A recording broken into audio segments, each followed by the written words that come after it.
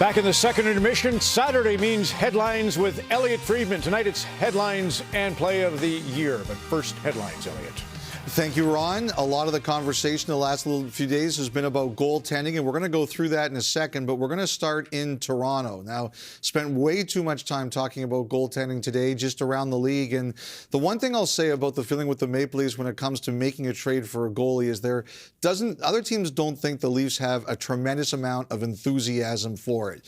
They believe what Toronto would like to do is hold on until Joseph Woll, who they believe will be their number one guy eventually, can get back and be healthy. Now, there's a couple of mitigating factors here. Number one, they don't have a lot that they want to trade. They don't have a ton in terms of draft picks and prospects. And also, they don't really have a situation here where they feel that there's a lot that makes them better. Now, that can always change, and we'll see where this goes here. I think one of their big concerns is that Samsonov has practiced well at times, and that hasn't translated to games. I think they also have a day and a half before they go to California. And one of the things they've considered is the potential of bringing up Dennis Hildeby from the AHL to playing one game. But they have some time. We'll see what they do. But again, the word around on them is they don't have a lot of enthusiasm for what seems to be available. Looking at the overall goaltending market, here's some of the situations we can tell you. And this is not a comprehensive list, but there are some teams, Toronto, Edmonton, we know they've been looking for a bit, though Pickard has bought them some time.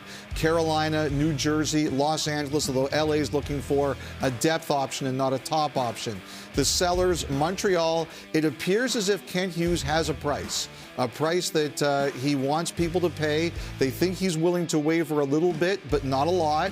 But he's got a price. Anaheim, it's apparently very high price for John Gibson, especially if you want Anaheim to retain any money. Columbus, San Jose, Kakkonen has been good this year. The question is just how much experience he's had. And then there's some teams down the way. Calgary, I don't think they're ready yet. Detroit's got injuries. And eventually Florida, when Spencer Knight is ready to come back to the NHL. But at this point in time, that's not on the front burner. So those are some of the situations we're looking at. Also with Toronto, they continue to work on William Nylander. I think that's something they would like to try and close.